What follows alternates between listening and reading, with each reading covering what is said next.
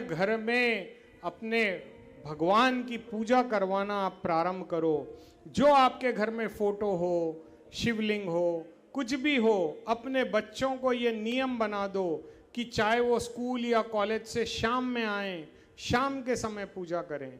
कोई भगवान का समय नहीं होता, भगवान तो 24 घंटे हैं जी हमारे साथ। तो हमें करना क्या है, अपने बच्चों को भक्ति में लगाना है, क्योंकि भगवान की भक्ति उनके कलीमलों के जो दोष हैं उनका नाश करेगी और उन्हें एक ऐसा जीवन साथी प्रदान करेगी जिससे वो भव सागर से तर जाएंगे। क्योंकि देखिए, गृहस्थ आश्रम परम आवश्यक है।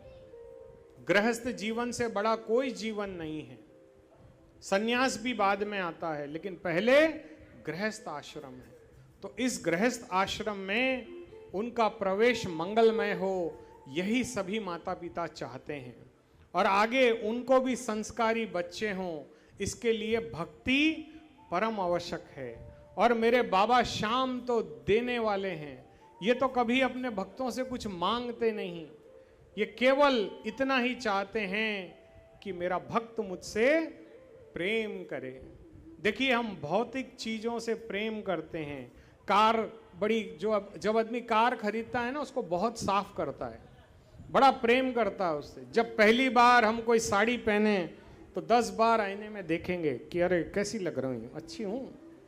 जब कोई लड़का तैयार होता है तो अपने पैंट शर्ट को देखता है कि भैया ये तो ब्रांडेड है, देख लो मेरे जूते भी ब्रांडेड, मेरी चप्पल भी ब्रांडेड है या नहीं। जब हम मामूली श्रृंगार करते हैं तो इतना अपने आप को देखते हैं। और जब हम बाबा का श्रृंगार करते हैं, देखो जब मैं रोज ठाकुर जी का अभिषेक करता हूं, जो मेरे सामने बैठे हैं, बड़ा प्यार और एकदम ऐसे लगता है जैसा कि बस ये वेट कर रहे हैं मेरा। और जिस दिन मैं इनके साथ टाइम स्पेंड ना करूं, एक घंटा इनके साथ ना रहूं, तो मन में कुछ अतृप्त सा मन लगता है। तो जिस दिन आपको भी बाबा श्याम की या किसी भी भगवान की आपको दीवानगी होनी चाहिए। यदि आप अपने परमेश्वर से ना मिलें तो उस दिन मन ऐसा हो जाए कि मैं खाना ना खाऊं, आज मैंने भक्ति नहीं की, आज मैंने ठाकुर जी को भोग नहीं लगाया। एक अतृप्त मन हमारा होना चाहिए, परंतु होता इसका उल्टा है। जब कभी हम किसी शादी में जाते हैं तो पूजा पाठ तू कर ले, मुझे तो तैयार होके जाना है, 2 घंटे मेकअप में लगेंगे, भैया आज की भक्ति कैंसल है या नहीं। ऐसा मत किया करो। देखो, आज आप जितने सुखी हो, आज मैं आपको एक अच्छा सूत्र देता हूं। यह सूत्र को इंग्लिश में बोल रहा हूं ताकि हमारी युवा पीढ़ी भी समझ सके, और आप लोगों के लिए हिंदी में भी बोलूंगा। ये 3 चीजें अंग्रेजों ने बहुत अच्छी दी है, जिसे हम सभी को सीखना है। क्या करना है? I am sorry. क्या बोलना है? I am sorry, please forgive me, मुझे माफ कर दो। क्या बोलते हैं उसको? प्लीज फॉरगिव मी, मुझे माफ कर दो। और तीसरा बोलना है थैंक यू। क्या बोलना है? अब इसे भक्ति में कैसे लाना है वो आज सिखाता हूं। तो बोलना है, हे श्याम बाबा, हे भोले बाबा, हे गोविंद, आप मेरे करोड़ों जन्मों के किए गए पाप को माफ कर दो। I am sorry. क्या बोलोगे? क्योंकि हमें नहीं मालूम कि हमने कौन से जन्म में कितने पाप किए, और हमारे असंख्य करोड़ों जन्म हो चुके हैं। देखिए, भीष्म पितामह को अपने 100 जन्म याद थे। तो जब वो प्राण त्याग रहे थे, उन्होंने केशव से पूछा कि हे केशव, मुझे अपने 100 जन्म याद है और मैंने 100 जन्मों में ऐसा कोई पाप नहीं किया जिसकी वजह से आज मैं बाणों की शैया पर लेटा हूं। तब मेरे केशव कहते हैं कि नहीं अपने गंगापुत्र जी, आपने आज से 118वें जन्म में आप बालक थे और आप एक वन में जा रहे थे, तो आपके पैरों से एक कांटे की छड़ी जा करके एक गिरगुट को लग जाती है और वो गिरगुट के शरीर में 7 दिनों तक रहती है। कितने दिनों तक? 7 दिनों तक। तो उसी के श्राप से आपको ये बाणों की शैया प्राप्त हुई है। देखिए, तो मैं आज आपको ये I am sorry, please forgive me और थैंक यू, ये हम सब जानते हैं, लेकिन हम इसका प्रयोग गलत यूज कर रहे हैं।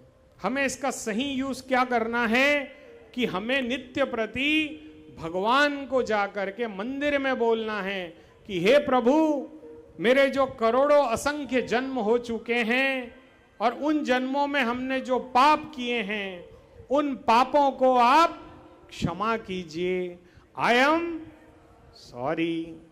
और इसके बाद बोलना है कि हे कृपा निधान, मुझे माफ कीजिए, प्लीज फॉरगिव मी। क्योंकि बच्चे आजकल इंग्लिश बड़ी जल्दी समझते हैं। जब मैं भी आपसे आकर के बोलूं दीदी गलती हो गई, मुझे माफ कर दो, तो तब क्या करते हो आप लोग? ठीक है भाई, भाई है अपना, माफ कर देते हैं। करते हो नहीं करते हो? माफ कर देते हो। अब उसके बाद में आपके मन में मैल रहता है क्या? गुस्सा रहता है क्या? नहीं रहता है। तो वैसे ही भगवान से बोलना कि प्लीज फॉरगिव मी, यानी मुझे क्षमा करो। और इसके बाद थैंक यू इसलिए बोलना है कि हे मेरे दाता, आपने जो मुझे दिया है ये बहुत कुछ दिया है, और अपनी कृपा आप निरंतर हम पर बनाए रखें और हमारे परिवार पर भी बनाए रखें। क्योंकि होता यह है कि हम अपने लिए तो जीते ही नहीं, हम जीते अपने परिवार के लिए हैं। देखिए, यहां पे इतनी माताएं बहनें हैं, अगर इनसे पूछें कि आपको क्या चाहिए, तो ये एक ही चीज कहती हैं, हमें कुछ नहीं चाहिए गुरुजी, हमारे पतिदेव अच्छे रहें, हमारे बच्चे अच्छे रहें, हमारा परिवार सुख समृद्ध रहे, हम किसी के आगे अपना हाथ नहीं फैलाएं। तो जीवन में यदि आप चाहते हो कि किसी के आगे आप अपना हाथ ना फैलाओ, तो आपको क्या करना होगा? मेरे गोविंद के चरणों को पकड़ना होगा। क्या करना होगा?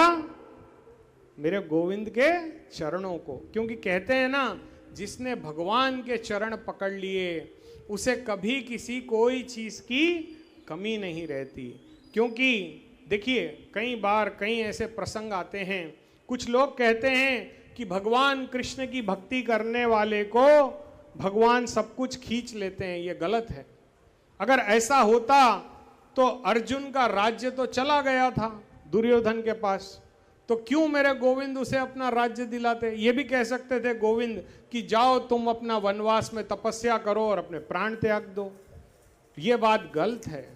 भगवान की भक्ति हमें सर्वोपरि बनाती है, हम पर और हमारे परिवार पर विशेष कृपा होती है। यदि घर में कोई एक व्यक्ति भी भक्त बन जाए और भक्ति में अपने मन को लगा दे, तो उस घर में कभी ऐसे कुछ नहीं हो सकता कि उस घर का कोई अमंगल हो जाए। बोल श्याम प्यारे की।